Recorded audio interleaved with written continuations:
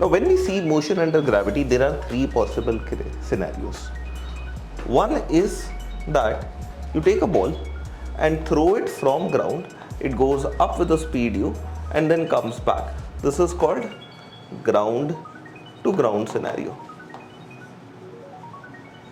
Second is a case which is the easiest of them all, that is you take a ball from the top of a building and you simply drop off that ball, and that ball which is dropped falls off a height h and ultimately reaches ground. So this is the first case that I am going to take up, that is you drop a ball from the top of a building and let it slide down the ground.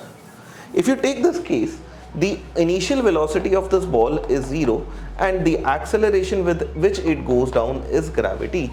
So what I'll take is, I'll take this point as my origin, y is equal to 0. I'll take the upper axis as plus, I'll take the lower axis as minus, and let the ball fall off ground, right?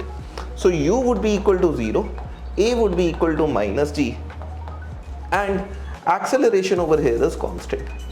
So I'll have three equations of motion over here. One is v is equal to u plus at, which would transform itself as 0 minus gt.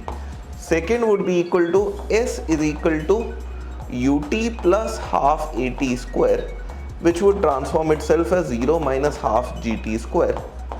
And the third equation over here would be v square is equal to u square plus 2as, which would become 0 minus 2 into g into displacement.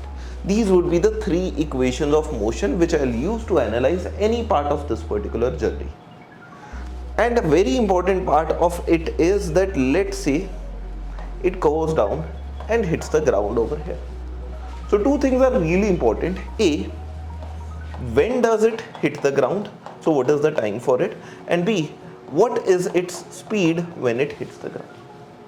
So to find time, all that you have to understand is that you start from here and finally hit over here.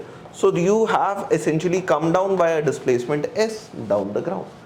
If you have come down by a displacement s down the ground, then v square can be written as minus of 2 into g into s, and since you came down, so your displacement was also equal to minus of h, so this became minus of 2g into minus of h. So v square comes out to be 2gh, or v comes out to be under root of 2gh. So when you hit ground, you hit it with this kind of speed.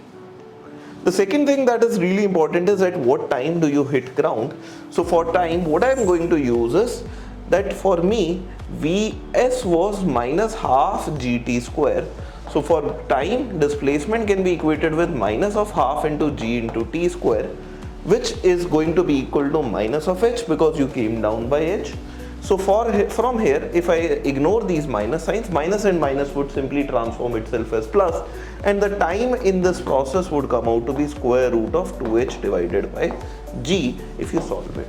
So for a couple of things regarding this motion, when you throw it down, your initial speed is 0, acceleration is not g, just g, it is minus g because acceleration is downward.